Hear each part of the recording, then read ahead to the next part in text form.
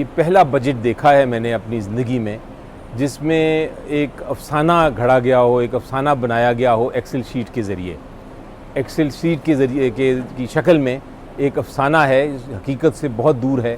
जितनी अज़म्पशंस हैं, जितने फ़िगर्स दिए गए हैं वो गलत हैं। जो कुछ कहा गया है वो एक मईशत को ख़राब करेगा। कोई किसी किस्म की सोच विचार नहीं की गई बजट में जो एक होनी चाहिए। कोई हिकमत अमली नहीं, कोई ग्रोथ की स्ट्रेटजी नहीं, कोई FBR को रिफ़ॉर्म करने की पॉलिसी नहीं, कोई टैक्सेशन की क्या रजीम होगी उसके बारे में कोई बात नहीं की गई। उल्टा कार्बन टैक्स लगा दिया गया है जिसकी ज़रूरत नहीं है। उल्टा सोलर पैनल्स के ऊपर 18% सेल्स टैक्स लगा दिया गया है जो कि एक ग्रीन एनर्जी है और गरीब उस पर कर रहा है। आपका सेविंग्स पे टैक्स लगा दिया गया, यानी जिन लोगों ने सारी उम्र कमाया, टैक्स दे के बचाया, अब वो अपनी ज़िंदगी उस पर बसर कर रहे हैं, उसको टैक्स कर दिया।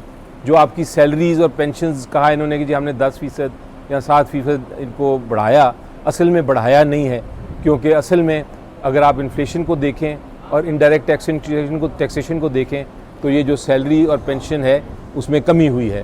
तो ये सारे बहुत सारे मसाइल हैं और मैंने तो ये कहा था कि आपको बजट देना चाहिए एक अवाम की जो रूह के मुताबिक हो। ऐसा बजट नहीं जो गरीब अवाम को ख़त्म कर दे, जो हमारी जद्दोजहद करने वाली मिडिल क्लास को ख़त्म कर दे, जो कि हमारी इंडस्ट्रीज़ को ख़त्म कर दे।